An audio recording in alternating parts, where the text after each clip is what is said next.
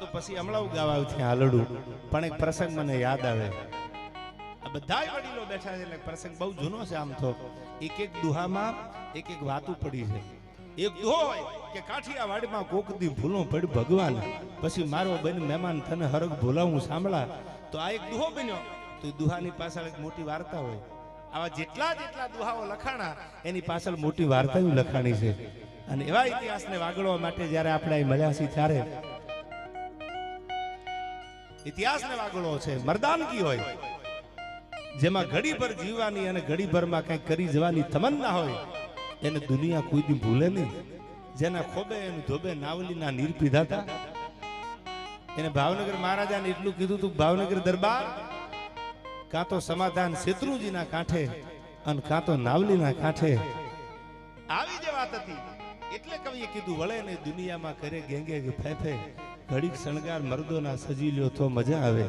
સારંગી ડોડિયાની વાત કરી. જે રાજપૂતે યુદ્ધના મેદાનમાં પોતાના જીવ આપી દીધા, બલિદાન જે આપ્યા, એ બલિદાનની કથા વર્ષો વીયા ગયા. 1 વર્ષ 2 વર્ષ 5 વર્ષ નહીં, હજારો વર્ષ વીયા ગયા. મહારાણા પ્રતાપને કેટલા વર્ષ વીયા ગયા. આ પ્રસંગ તમને ગમશે એટલા માટે કહેવાય, સાંભળજો. સમજદાર હોય ને સમજાઈ જાય, અને નહીં સમજાઈને હવારમાં સમજાવવાનું છે. ક્યાંક જો જેની મોટી ગાંઠું હોય અંદરો અંદરની તો છોડી નાખજો. ક્યાંક અંદરો અંદર બાયું ચડાવતા હોય તો એ બાયું ઉતારી દેજો. શું કામ? આ પ્રસંગ સાંભળજો. પેલા દેશને આઝાદી મળી 1947 ભારત આઝાદ થયો. આપણા પહેલા વડાપ્રધાન જવાહરલાલ નહેરુ અને ભારતના પહેલા રાષ્ટ્રપતિ એટલે ડોક્ટર રાજેન્દ્ર પ્રસાદ. આમાંથી બધા એજ્યુકેટેડ હશે એને ખબર હશે. પહેલા વડાપ્રધાન જવાહરલાલ નહેરુ અને પહેલા રાષ્ટ્રપતિ એટલે ડોક્ટર રાજેન્દ્ર પ્રસાદ. એને 2 મહારાજાનું સન્માન ગોઠવ્યું. દિલ્હીના લાલ કિલ્લા ઉપર તૈયારી થવા માંડી. 12 તોપોની જેને સલામી દેવાની. અને આ બાજુ 2 રાજાને મહેમાનગતિ કરવા માટે બોલાવ્યા. 2 આમ સજી ધજી હવારમાં તૈયાર થઈ અને દિલ્હીના લાલ કિલ્લા માથે આમ પોતાના સમાન અને સમાન ભેર જેને સલામી દેવાતી અને જેનું સન્માન થવાનું હતું. બખ્તરની એક કડી ભેડતા બીજી ફરડા કરીને તૂટી જાય આવો પોરો હતો. 2 રાજવી તૈયાર થયા. કોણ છે એની વાત કરું છું, સાંભળજો. ડોક્ટર રાજેન્દ્ર પ્રસાદ અને ભારતના પહેલા વડાપ્રધાન જવાહરલાલ નહેરુ એ 2 રાજપૂતોને સન્માન કરવા માટે, હારતોરા કરવા માટે દિલ્હીના લાલ કિલ્લા ઉપર 12 તોપોની સલામી દેવા માટે થઈ અને તૈયારી કરીને ઉભા છે. આ બાજુ સડાપ સડાપ સડાપ સડાપ સડાપ રાજપૂતોએ પગ દીધા, ડગલા દીધા. કોણ હતા 2 રાજપૂતો?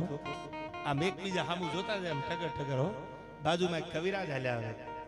અને ત્યારે એ કવિરાજને એટલું કીધું, કવિરાજ ભારતને આઝાદી મળી ગઈ, આ દિલ્હીના લાલ કિલ્લા ઉપર અમારું સન્માન થાય છે, અને એકાદો દુહો, એકાદી વાત, એકાદી ગીત એવું લખો ને કે અમારું સન્માન કાયમ અમર થઈ જાય.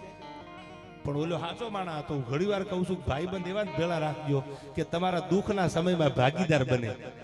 પછી તમે 12 વાગ્યા ફોન કરો ને એકચ્યુઅલી મારા મોમ સૂતા છે, એના મોમ જાગ્યા હતા, આપણા બોમ્બ કોકે સમી સંખ્યાસરમાં ફોડી નાખ્યા હોય.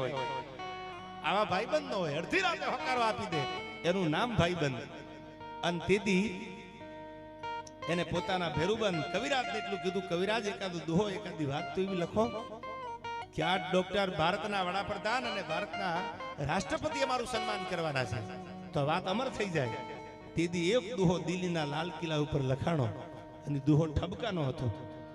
આપણજો રાજપૂતોને ઠપકો આપ્યો છે આ દુહામાં કે માન પતો જો મિલે હોત તો ખપ જાવત આખી ખુરસાન. આજ ભારત આઝાદ થઈ ગયો. હે જયપુર મહારાજા. કોણ હતા 2 રાજવી?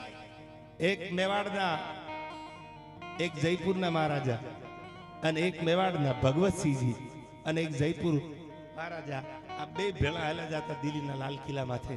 તેથી આ દુહો લખાણો કે માન પતો જો મિલે હોત તો ખપ જાવત આખી ખુરસાન. 450 વર્ષ પહેલા અકબરે જેદી આમ પોતાની તૈયારી દેખાડી અને હલ્દી ઘાટીના મેદાનમાં જેદી દલકટક ઉતર્યું, હાથીની અબાડીની માથે બેન જેદી સલીમ આવ્યો યુદ્ધ કરવા, તેથી જયપુર વાળા ક્યાં હતા? તેથી જોધપુર વાળા ક્યાં હતા? તેથી ગુંદીન કોટા વાળા ક્યાં હતા? તેથી સોલંબર ક્યાં હતું?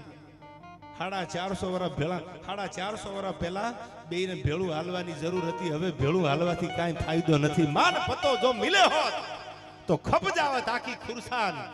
અબે માન અબે ભગવત મિલ્યો તો શું નફો અને શું હાણ.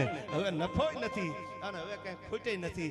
માન પતો જો મિલે હોત તો ખપ જાવે આખી ખુરસાન. જેથી મહારાણા પ્રતાપ હલ્દી ઘાટીના મેદાનમાં એકલો આટકતો અને તેદી જયપુર વાળા જો પડખે ઉભા રહી ગયા હોત તો અકબરની તેવડ નથી મૂળિયા ઉખેડીને દિલ્હીમાંથી ફેંકી દઈ રાજપૂતોના કાંડામાં જોર હતા. પણ તેદી એની સામે લડવા વાળા પાછા ઈ જ હતા. એટલે હું કહું છું ઘણી વાર કે આપણા જ પથારી ફેરવે છે, બાકી બીજાને ક્યાં ખબર હોય આપણી પથારી ક્યાં છે. અમે તો અપનો ને લૂટા ઘેરો મેં કહા દમ થા યાર. ખંજર મારવા વાળા તો આપણા જ હોય છે. રામને ખબર નહોતી. આ બહુ ફેંકવા તમને કરું. રામે એક બાણ માર્યું, બીજું માર્યું, ત્રીજું માર્યું. રાવણ મરતો નતો. વિભીષણે કીધું કે નાભીમાં ઠબકારો હમણાં મરી જાય. ભાઈને ખબર હતી કે નાભીમાં બાણ મારો. એટલે કહેવાનું ઘર ફૂટે ઘર જાય. એમ રાજપૂતો જો ભેળા હાલ્યા હોત પછી એમાં નાડોદા રાજપૂત હોય તો ભલે રાજપૂતોના જે પણ પંખા આવતા હોય જે રાજપૂતો છે એ બધાય જો તેથી ભેળા થઈ ગયા હોય તો અકબરની તેવડ નથી રાણાની સામે અકબર ટકી શકે. આવી ઘણી બધી ઝીણી ઝીણી વાતો છે તમારી સામે કરવી છે. પણ